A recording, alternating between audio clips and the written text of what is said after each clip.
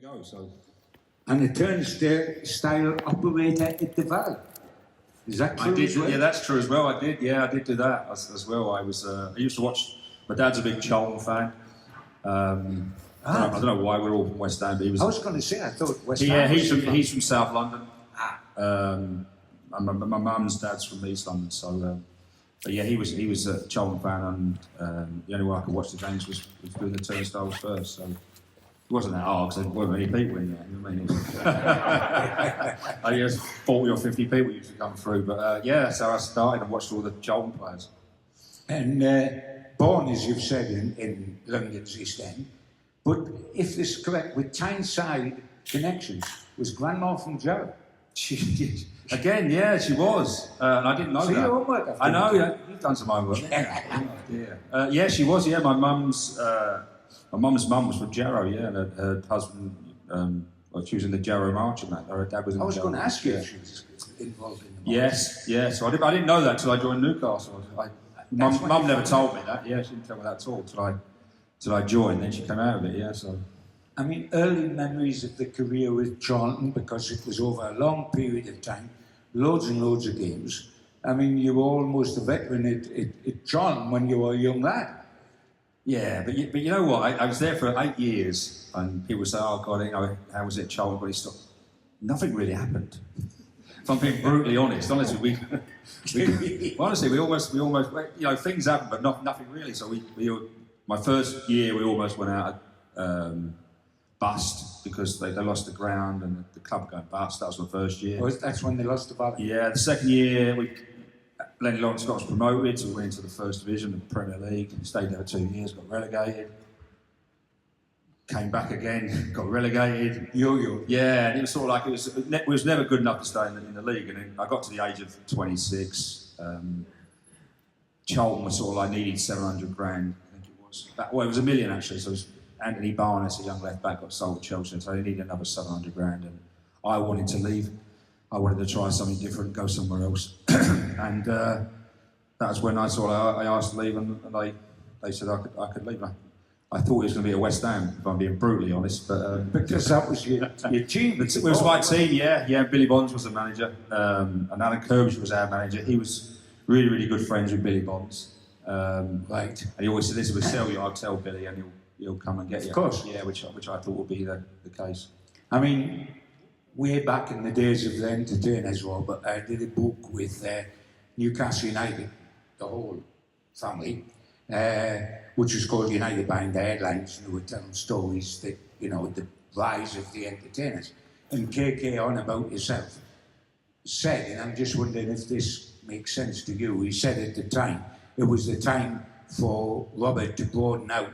He'd been in one club all his life, lived in the same street, had the same friends. A whole new world opened up to him when he come to Newcastle United, and that was the making. He went on to say that, as far as he was concerned, pound for pound, you were the best sign he ever made at 700,000. Yeah, that's and when you think, yeah, you say, it's the cheapest sign he's ever made. No. 17 Rob Lees for one Alan Shearer, so I keep telling him. So,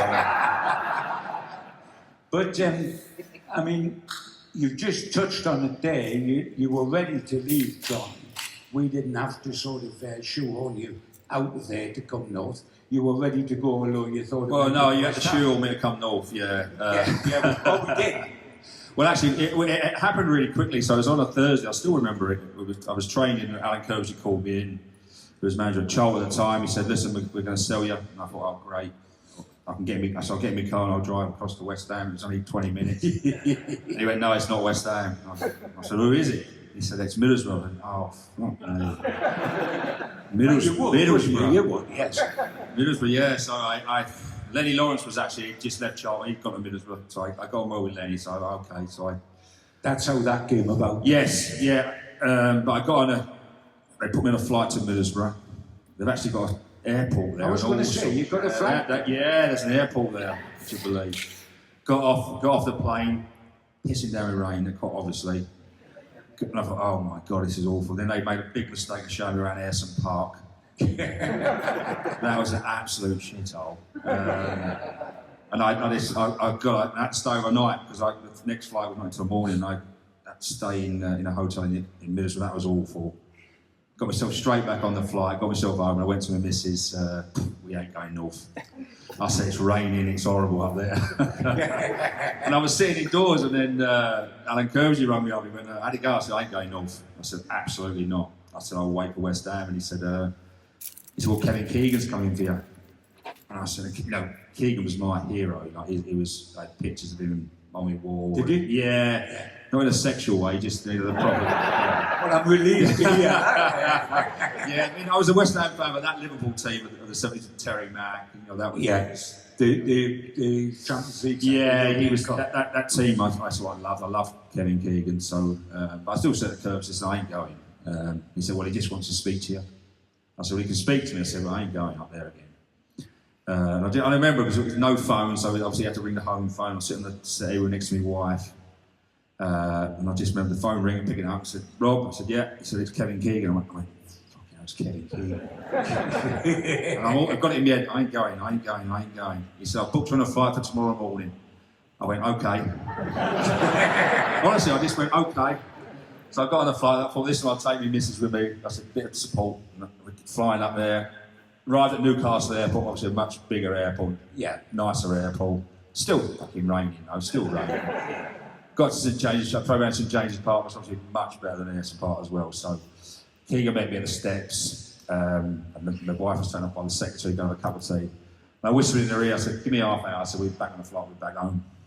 And I went in, had honestly half an hour with Keegan, I was going, I ain't signing. And he persuaded me to sign. He told me that Middlesbrough was further north than Newcastle. Yeah. That was a famous quote. Which I believed. I thought my hero is never going to lie to me, is he? He's not going to tell porkies. And within half an hour, I signed.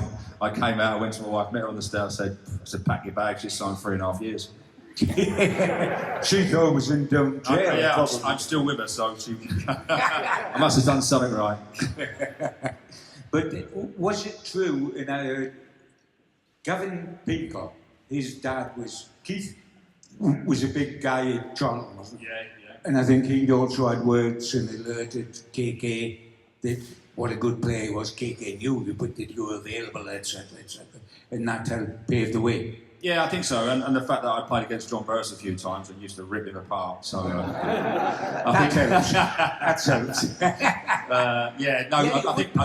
used to play against Bez at Portsmouth and that, and I used to always play well. And when I came out to play against Newcastle, I always played well. But I just didn't expect to sign from him, mate. It was just one of those things that just totally came out of the blue. It ended up being the best thing I ever did. I mean, genuinely the best thing I ever did was leave home, go away from my family, my friends, and actually join a big city club like this. It was, I encourage everybody to do the same sort of thing. And you got in at the ground level, if you like. Yeah, I think I was, I've had so many players over the years who can't handle playing for a big club. Absolutely. But I think I was quite lucky because I joined as it was sort of like building. I mean, it's probably been very daunting, to come up here and a few years later when the stadium was built, 52,000, and screaming Geordies at you, but yeah, again, it was the best 10 years I ever had. And we became every neutral's favourite club, didn't we? Every neutral fan, their second club was Newcastle United because of the way we played. Yeah, it's the way we played. Even now, people come up to me, they're not Newcastle fans, and they just say, God, we remember seeing you play with the entertainers. They always mention the entertainers. They always mention like all the games, and they always say, listen, we love watching you play football. And I watch football now, and if I'm being brutally honest, it bores me a little bit. I don't watch a lot of the Premier League. I don't like VAR. I don't like all the players diving over and going down and moaning about how many games they play.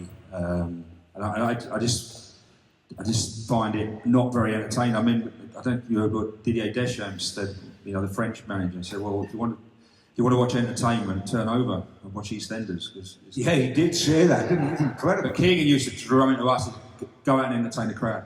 Go and entertain them. It's an entertainment, go and entertain them. I think we went the other way a bit too many times, I think, with the amount of players we got. But it was such a joy to play in. It was so going into training, playing was such a joy. One of the things Kevin said in that interview for the book on behalf of Newcastle United when he was talking about you. He said initially he saw you as a right winger. It was like Steve Stone, who actually was a Geordie at Nottingham Forest, played for England. In your capability to beat people, score goals and track back. But he said as he developed, I wanted to have more influence on the game, which is why he moved you into centre midfield. What was your feelings at the time? Did you see yourself when you joined us as an out-and-out right winger? Considering how well you then did centre midfield. No, I mean, I genuinely didn't want to play right wing. I didn't want to play right wing for Charlton. I had a season with Lenny Lawrence. I played number 10. Did very well in midfield, but then brought up players. I went out on the wing again. So I was always trying to get in. Always trying. When I first came, it was quite good because we had Lee Clark, we had Gavin Peacock, and myself. We used to it just interchange really. So sometimes I went up front with David Kelly, and Gavin would go wide, and so always in training I'd go inside. I'd always play inside. So I think that's why. And I just, if you're on the wing, it's sort of like it's so you rely on other people to give you the ball, and you're yes, you do very involved. much. You can get isolated. Yeah, exactly. And I was much more involved. I much preferred it. So when he sort of like when they bought Raw Fox, everyone thought, oh yeah, you're going back to London. No, I was never going back. I was delighted when he came because I could move inside. Yeah. I mean, having been in so early, Rob, on this incredible journey Newcastle United won. I mean, we went from the brink of the old third division relegation to Premier League runners-up twice in a blink of an eye almost. And it just felt to me at the time, living through it, Rob, as well, we just signed a superstar every month for a club record fee every month. The fee ending up with Shearer, the world record fee of 15 million. Yeah. What did it feel like to be? Did you quickly get the impression that, you know, the sky's the limit when you joined Newcastle? Did you see it being as incredible as it become? Not as big. I think Keegan drummed it into all of us. You know, again when I was chatting to him, he was telling me about Middlesbrough, how close it was to how far away it was. Newcastle was only 2 hours from London.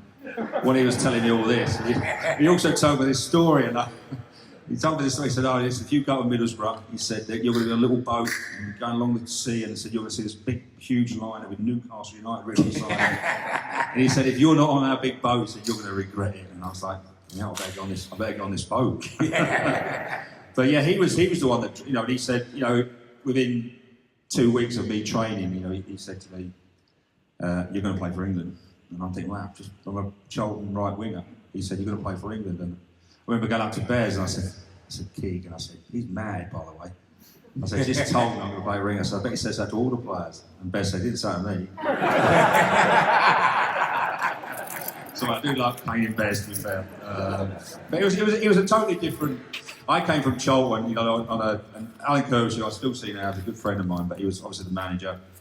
Good manager, very studious. So on a Friday we'd have like, you know, be corners, free kicks, or you're picking up. You'd have like a dossier of paper of who I'm playing against, the left back, what he did, what he didn't. Yeah. I used to hate it. 2 hours of, oh my God, I hated every minute of it.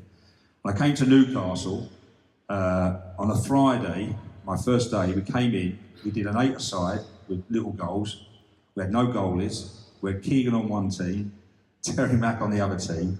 And we played this for 35, 40 minutes. And he went, "Right, see you all tomorrow then." I'm going, "Yeah, now." So I've gone, "Who's going to take corners and free kicks?" And stuff like that. So I just went up and said, "Gaffer, all about corners and free kicks?" He went, "Well," he said, "if you're playing well, take one." Honestly, I know that was all the 5 years I had Keegan. That was it. If you were playing well, yeah, you'd go and take a corner, you'd go and take a free kick, take what you like. We had no set plan at all. Honestly, it worked. It worked brilliantly. It worked brilliantly. Yeah, it was unbelievable. I mean, Keegan would always say, "Yeah," I always said to him, "How do you pick players?" And he said, "Rob, all I do is I buy good players and let them play." So I don't try and change them. I don't try. And that's not as daft as it sounds, actually. If you are a quality player in that position, you know what to do. No, listen. We trained really hard. We trained the way we played. So that way you saw us play on Saturday, we trained like that. We got more injuries during training than we did during the games, really. We had quite a few players who came in and couldn't cope with it. You know what I mean? Yes. I remember Steve Guppy went on to play for England, and the winger. Yeah, and he said to me after 3 weeks, "Rob, I ain't fucking touched the ball yet." And he hadn't. He hadn't, and Jason Drysdale, he was a good left back at Watford. Just couldn't handle coming and playing the way that we played, and some people couldn't. So you had to be a good player. You had to settle in really quick. But KK liked training with the ball, didn't he? Rather than just flogging yourself on the track. He didn't like that. Keegan's training was just it was. He loved Bill Shankly. Some of the youngsters won't know who he is, but he was a great manager of Liverpool. He always quoted Bill Shankly. Bill Shankly done these 8-a-sides. He always done his 8-a-sides. Liverpool never did free kicks, so we didn't do free kicks and corners. I remember after a couple of years, we got a little bit of stick about the defence, and I remember bringing Mark Lawrenson in. Remember Mark Lawrenson coming in? Oh yes, great player for Liverpool. Come in as a coach. He came in as a coach, a defensive coach we had. And I remember the first day he came in, he said, right, he said, Gaffer, what I'll do, I'll take the back four and the goalie, and we'll do a bit of defensive corners, and Keegan went, yeah, okay, no problem. So they went on the pitch over there, he's took the midfielders and forwards, we're doing shooting. And honestly, Mark Lawrenson must have been there 5 minutes, and Keegan's like that. Laura, how long are you going to be? Laura looked at me. I've just set it up. I won't be long. So all right. So doing it again. We're now doing shooting again. Another 5 minutes. Laura, seriously, how long are you going to be? And you see Laura getting flustered now. And honestly, he'd done it once more. And he said, Laura, that's enough. So bring the lads over, have an 8-a-side. And that's the only thing Laura ever did. From then on, I think it was there 2 years after that. He used to walk round and just give advice to the defenders. We never did it again. I mean, I remember it was so wonderful to watch from the touchline, watch you lads. I mean, we had Philip Albert playing centre-half who was going down in Chip and Schmeichel to score one of the goals of the centre-forward. By the way, he did that in training a lot. Did he? Yeah, the keepers used to hate him. Pavel, God bless his soul, I honestly wanted to kick him in the air, wanted to boot him, because keepers hate being chipped, and he used to do it all the time. Yeah, he was annoying for goalies. But he was quality. He was quality going forward. I mean, I honestly waited during our time as the entertainers. I was waiting for KK to buy an overlapping goalkeeper, you know, because everybody else went forward. I mean, even Darren Peacock, who I always felt was sometimes the last bloke on the bridge, you know, standing there while if they counter-attack, he was. When we beat Man U 5, he scored the first one, didn't he? Yeah, he did. Yeah, he did. It was amazing. Yeah, he was. I think, unfortunately, Darren. Yeah, we obviously centre Tyne on the right used to bomb forward with his flowing blonde locks, and we had the we had the little dwarf, little left back. He used to bomb forward, and then we had the big Belgium. He used to bomb forward, and it would either hit Darren Peacock or Steve Howe, just totally on your own. You know what I mean? So it was. Felt sorry for him sometimes, but it was great to watch. I mean, it was absolutely fabulous. It almost produced the ultimate prize, i.e. the championship when we were 12 points ahead against Man U. I mean, I think if Newcastle could have won the championship that year, A, it would have changed football because it would be won the perfect way, all out attack. B, it would have set us up for life. We would have been a different club. Now, all the way through, had we won the championship that year. And C, and this is just my opinion, but I would like yours because you were inside. I just felt somehow the heart went out of KK a little bit when we didn't win it. It was halfway through the next season he left, wasn't it? Yeah, no, it was listen, Keegan leaving, I'm biased because he was a hero of mine, but him leaving, I think that put us back 15 years. Genuinely Absolutely. If he'd have stayed, he'd have done what Alex Ferguson's done at Man United. But we were so close to winning, and then, when we obviously lost the league, what do? We go and buy Alan Shearer, the best centre forward in the world at the time. Him and Les Vernon, honestly, it was the best pairing I've ever seen, yeah. Frightening. Yeah, frightening pairing. We had Peter Beardsley, we had Ginola, we had Tino Asprilla, Keith Gillespie. It was just Keegan trying to get them all in the team, which was the problem. I mean, what was you've just named most of them there, Rob. You're on the inside, and you see the club's being built, and you look and you think, we've got a good side. And then we go out and we buy some more. We buy Ginola. We've got Andy Cole scores 41 goals in the season, not one of them a penalty or free kick, which is phenomenal. We sell him and then get Ferdinand and Shearer. Yeah, I think Andy Cole going, I think he was definitely tapped up, do you know what I mean? He wasn't the player that he was when he first came. He's got a bit sulky and stuff towards the end. So Keegan, and also the way we played, it was all Andy Cole. You know, you see these strikers chasing back, and he didn't want Andy Cole. He didn't want Andy Cole to do that. Andy Cole, you stay in the area. Don't come outside that area, and the lads will get you the ball, and they'll create your chances, and it's up to you to score the goals. And that's what it is. But I think as you play in the Premier League, people found us out a little bit, and I think that Keegan always had this idea that he wanted Les. You know, he was telling me every time I went to England, tap him up. Go and see Les, go on. Yes. So I was doing it for ages to get Les. Did you get a scouting fee as well? Got nothing for that, not a thing. But yeah, we're just buying so many good players. I mean, again, when Ginola turned up, you know, we signed Les, we signed Warren, and we signed Xhaka. So Les and Warren I knew for England. Xhaka, I'd seen him play in the playoff final for Reading. Didn't know this Ginola geezer was, not a clue. I mean, he looked lovely. He did look nice, but he came in, and again we were playing like 11 or so we were playing, so we were playing like first team with the reserves. And if everyone remembers our left side, it was bloody good player, Scott Sellers. He was playing left side, so that Ginola came in, so now he was in the reserves. And I remember we were playing against the reserves, and usually when you play against the reserves, you always struggle to try their nuts off to beat you. But we're getting beat 2-0 by after that 20. I'm screaming at Ginola, who's not doing anything to help Bez out, and honestly, a minute later he got the ball, took it past 3 players, and he whipped it in the top corner. I remember walking back past Sellers, and he went, "Well, that's me, fuck then, isn't it?" Sellers. And he was right. He was. Like you looked at, yeah, because actually he's got someone better, and he was always, he always said to me, "Listen, I'm just going to keep buying better and better players. It's up to the lads to keep up. If you can't keep up, then I mean, Ginola was a shock, and you hit the nail on the head, Rob. He was a shock to all of us because we didn't know that much about him. You know, all I knew about him was that he was accused of giving out France not making the World Cup. You know, because he gave the ball away or something. Yeah. And then he come to England, come to us. And I mean, the first time I remember talking to Terry Mack, who was a good mate from the old days when he played. And he said to me, just talking as a friend, not for a bit, he said to me, Gibbo, you won't believe what you're going to say here. He said, and he'd seen everything with Liverpool and was such a good player. So he said, this guy's unbelievable. Yeah, he was unbelievable. And he was a great guy as well off the pitch and that, you know. He didn't realise what he'd come to at Newcastle. I remember him, if you remember, he was sponsored by police sunglasses, and it was L'Oreal as well. So he was a bit like a French guy. So he came in one day, honestly, with 2 big boxes, one full of police sunglasses, big box of L'Oreal shampoo, left it all aside, said they went in the shower, said, lads, you know, help yourself to one, and no problem.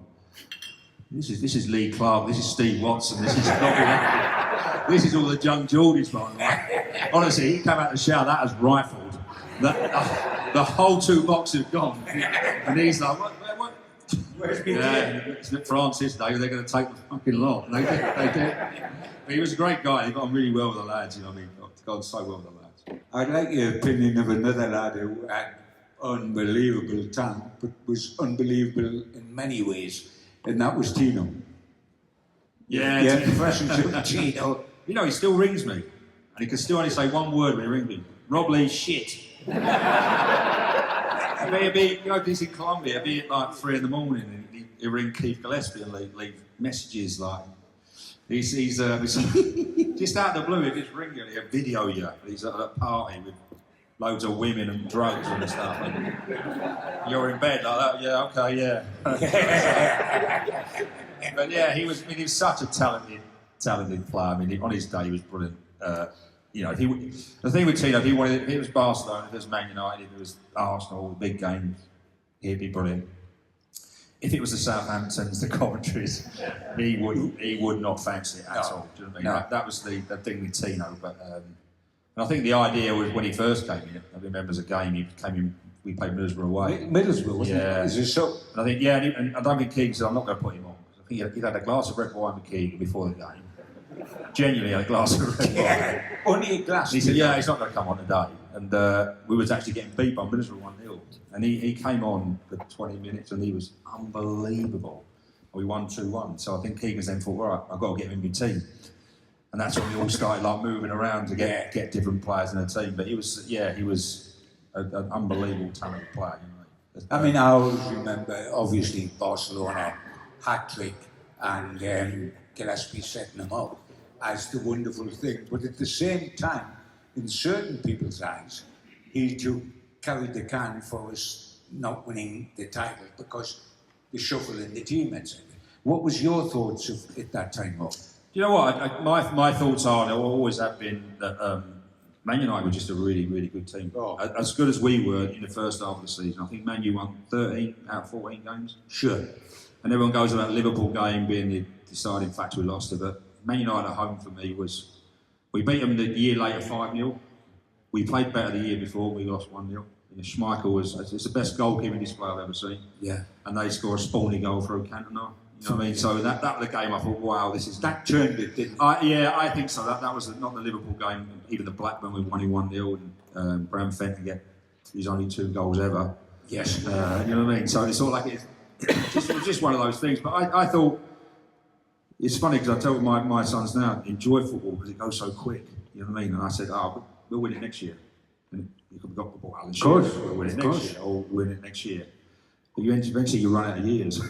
And that's what we did, you know, and that was the... and Keegan always said to me, he said, listen, we'll win a trophy, because just after we won the championship, he said the hardest trophy to win is going to be the first one. And I think we found that out, you know. Absolutely, absolutely. If I can bring you just going on to one or two things, what about the goal that never was? That is Brentford, March 1993. It was 62 yards you were in your own half, keeper stranded, stick it in the top corner, and somebody we both know was offside. He wasn't even playing with Newcastle, yeah. I actually did a do with him yesterday, so Joe Allen was playing for Brentford, lazy bastard, honestly. He was running back and he got offside for Brentford and I stuck it in from 62 yards, so God, I could have been David Beckham, couldn't I? But I blame Joe Allen. But the whole of tonight was built on a hook from Steve, one night in Antwerp, and we all remember that. September the 13th, 1994. In the first season in the Premier League, we had finished third, qualified for the UEFA Cup. We hadn't been in Europe for, 20 years. Famously, my last trophy was the Face Cup. Famously, it still is a bloody Face Cup. God, dear me. I mean, you can't imagine I was a young whippersnapper once, but I was there. Now, I've had to cancel dining because I wanted to see Newcastle win something. That's the way life is. Anyway, if we can go back to one night in Antwerp, 20-year exile, we're all thrilled, we're all concerned, it's all tingling. We beat them 5-0 away. You score a hat-trick. That isn't sensational, but a hat-trick of bloody headers is sensational. And I mean, if I remember, the time factors, 50 seconds, 1-0 up, 2 up in 8 minutes, 3 up in half an hour on our return to Europe. I mean, we were doing the traditional European thing, which was keeping it tight away from home, weren't we? Well, it was funny because I said Keegan never did any team talks at all. Hardly, his team talks would be 2 minutes. Every now and again, he'd put the team up, and he'd put their team up. 1 to 11 it used to be there, and honestly, his team talk would be the goalkeeper starts with the goalkeeper. He won't get in my team. He won't get in my team. He won't get in my team. He won't get in my team. He'd go down the whole 11. He said, "You should beat these." He said, "None of them will get in my team." And when we were playing Antwerp away, we had a team meeting. We never have a team meeting. So he called a team meeting. And we're all sitting in like a room like this, and Terry and Keegan are up the front.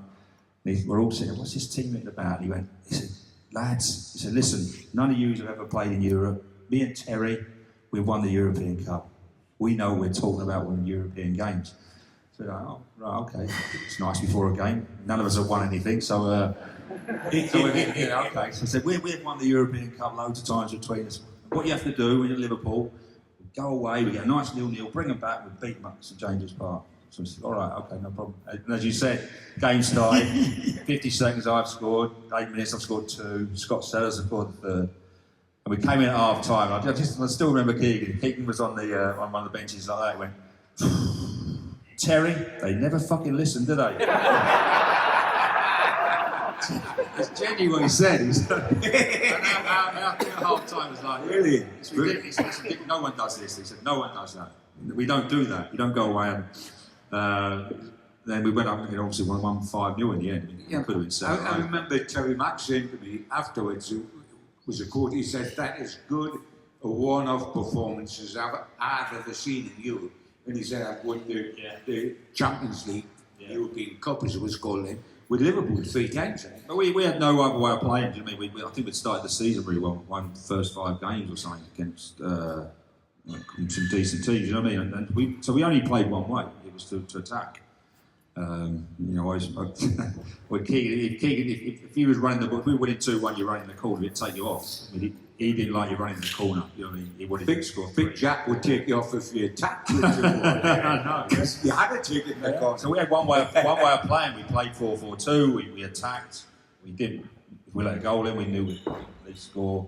I mean, someone said to me the other day, "Did you ever play in a 0-0 at St James's Park?"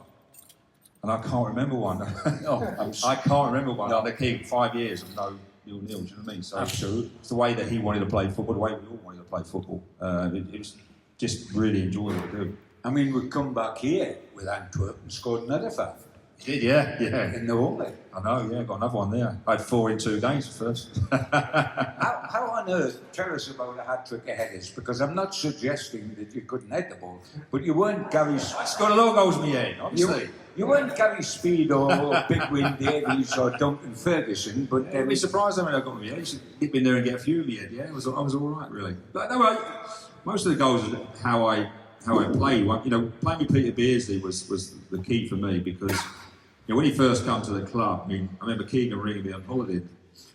He said, just ball, great player, you're going to love playing with him. I said, he said, Peter Beardsley. He said, Pedro, you're going to love it. And I did. But I remember again, when he first came in, we're training, and Peter Beardsley sort of like got the ball, he done his little turn, he pinged it out to Bez. It's 10 yards in front of Bez, gone out of play.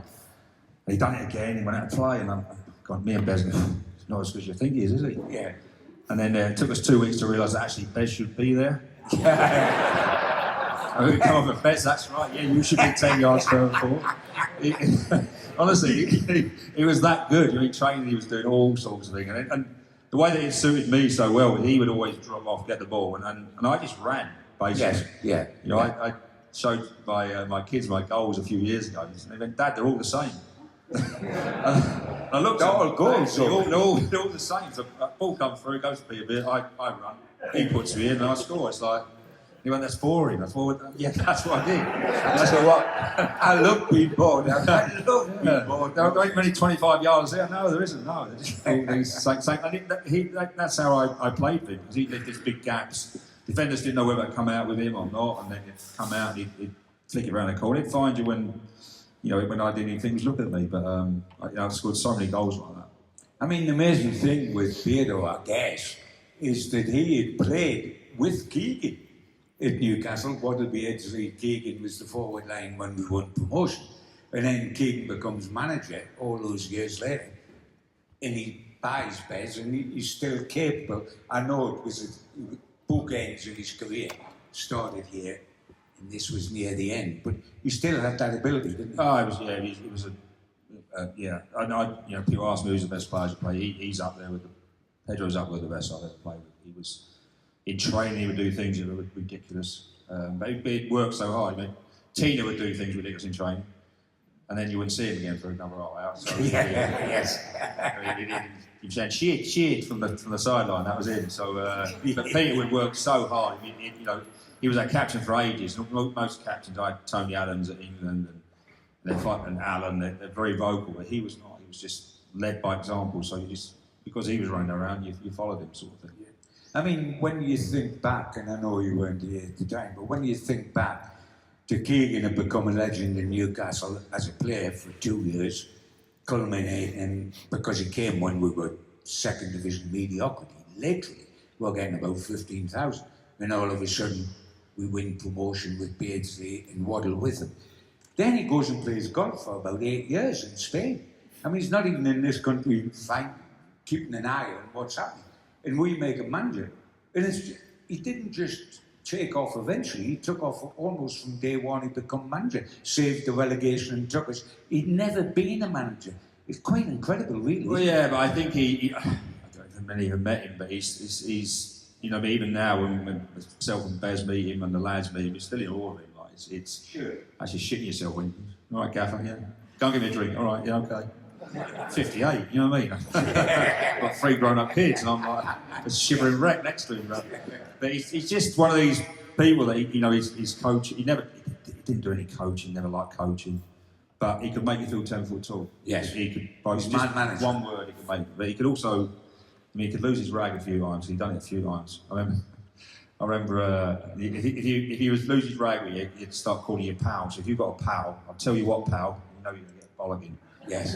And I always remember one game, and Steve Watson used to get loads of bollockings because he was thick as anything.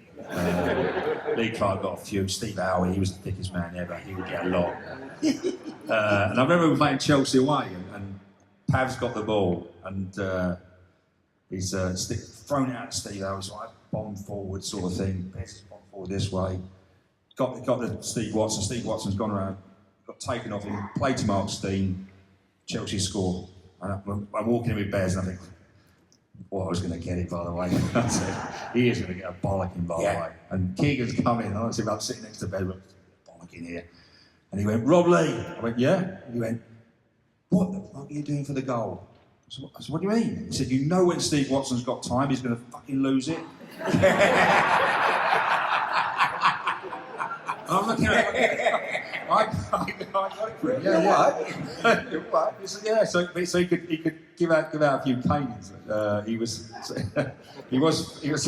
Some of the times he caned you, and you didn't know why you're getting caned. You know what I mean? Again, another one I remember when I first joined the club. I came from Chol, and we used to get 4,000 or 5,000 people.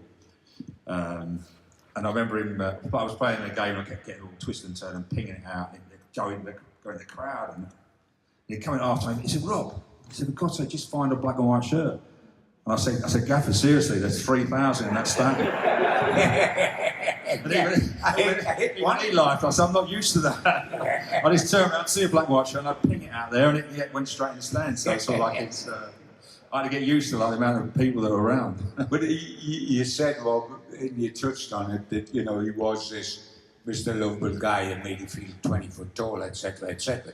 But he said, but don't cross him.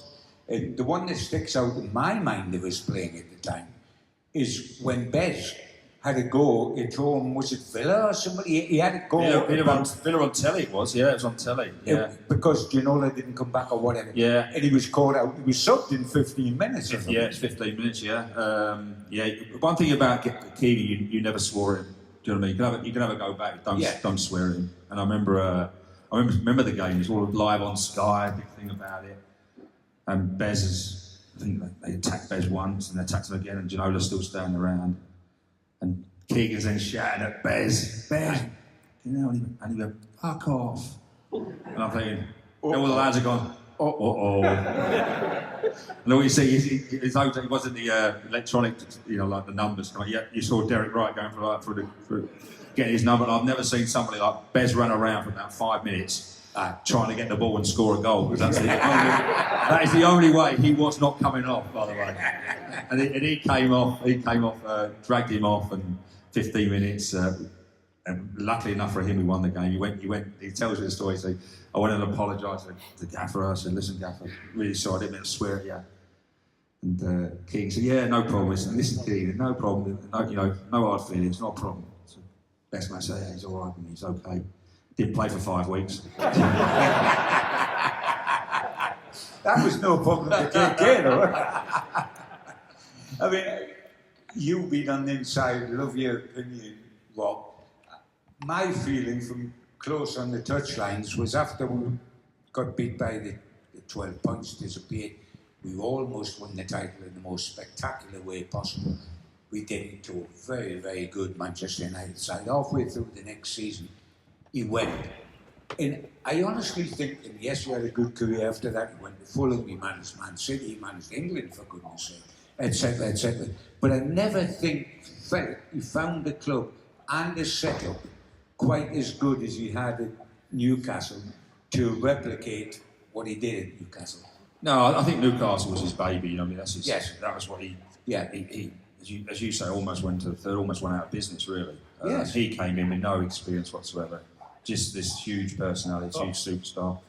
Turned the whole club around with Sir John Hall. I still believe, I've said before, I just believe if he'd have stayed 10, 20 years, this club would have been completely different. He didn't leave because we had bad results. It's the only manager I know that left the club not for the results. Do you know what I mean? We wasn't second bottom, we weren't struggling. Yes, exactly. We were still in every competition. We played Charlton, we drew Charlton away in the FA Cup, we're still in the FA Cup. We got the final that year. We finished second on top that season. So we still had a really, really good team. So it's the only time that I've ever known in the whole of my career that the manager goes and the team's still very, very good. You know, not much to do with it. So the reason he went was obviously all the off-field stuff that was going on, the flow into the club and all that sort of stuff. So again, I think it put us back somewhere. I'd loved him to be at the club for. You know, I was there 10 years. If he'd have been there 10 years, I'm sure he'd have won some. Was it a surprise to you, Rob, when he went as a player? Because there was always rumours, KK being KK, that he would spit his dummy out, but Terry Mack would go and rescue him and bring him back, and everything would be fine again. And you know, it could have happened a few times. It didn't, and in the end, of course, it did. Were you shocked when it was the end? Yeah, I was, because he'd done it a few times. You know, I remember the game we got promoted the Grimsby game on the Tuesday night, beat them 2-1, 3-1, promoted. We had 3 games to go, I think it was. So obviously we all come back to Newcastle. We were out on the piss now for 2 days. We had to play Oxford on the Tuesday night at home. At half time it was 0-0, and we thought, hey, you won't mind. You know what I mean? Just promoted, we won the league. He went mad. He went absolutely mad. People are not watching, paying money to watch that. We're not watching. I said, fucking, we just won the league, by the way. He said, this don't improve, I'm going home. He went, what? He said, I'm going to go home if I don't improve. That was his team talk. So we went out second half. We won 2-0 on it. We came in. Terry's there. There's a gaffer. He said, he's gone home. And he had to. Yeah. So he didn't like the way you were playing. He went home. So we were used to him doing like strange things, you know what I mean? So sort of like, you know, and to be fair, I mean, he persuaded, you know, after we lost the league, I don't think he'd lost his sort of like his way or the part about Newcastle. Because he persuaded Alan Shearer to join Newcastle when he could have gone to Man United, he could have gone to Italy. Yeah. Persuaded Ginola not to go to Barcelona because Barcelona came in for Ginola. You know, we're going to win something. So I think they were pissed off when he left. I'm sure they were. The rest of us. I'm sure they were. Yes. Someone says to you, to Alan, sign a 5-year contract. You know, I want you to play for me then. Then he expect him to be here. Yeah. So, but that was Kevin. He always hard his sleeve. He done what he thought was right. I mean, I remember just famously to finish the first half talking about wearing your heart on the sleeve. Remember the loved interview on television? Yeah, again. And you boys didn't know anything about that, we was on the coach. No, we had a coach. We had Sky Sports on the telly. You were waiting for him on the coach? Yeah, waiting for him, yeah. Sometimes we had to. You know what I mean? Somebody's having a glass of red wine and we'd wait for ages for him. Other times it'd be really quick. Yeah. And this time he was sort of like, we'd see him on the telly, but we were just like that. Yeah, he does it all the time. You know what I mean? He just loses it all the time with people. And everyone thought he'd lost it and Fergie got in his head, but he was like, every time that he went on the telly, he thought, oh, he might do something. You know, he's going to say something. When we got promoted, you know, we almost got relegated year 8 before I got there. Got promoted. First thing he says is, right, Alex, we're coming for your title. The lads are like, for fuck's sake, what's he said that to? So it's our first time we played in the Premier League. Yeah, we're coming for your title now. We're like, he just comes out with his stuff and then he believes them. When he come on the bus that night, I mean, you're sitting on the bus and there he is saying, I love it. I'll tell you what, his eyes are bulging and you just say, yeah, that's a gaffer, he does that. When he come on the coach, was he all settled down in the old Keegan? Yeah, it was fine. Yeah, it was fine. See him on the telly, lads. Yeah, we get going, yeah. That was it. Yeah. That was it. I think we just beat Leeds. So yeah, it was a good result for us. Yeah, so yeah, that's all we got. See me on telly. Yeah. Yeah, Gaffer, yeah. Should win it. Okay. Right, we'll just take a break here. We'll be back in about 40 minutes. Put your hands together. Thank lovely. Thanks, guys. Thank you. Thank you.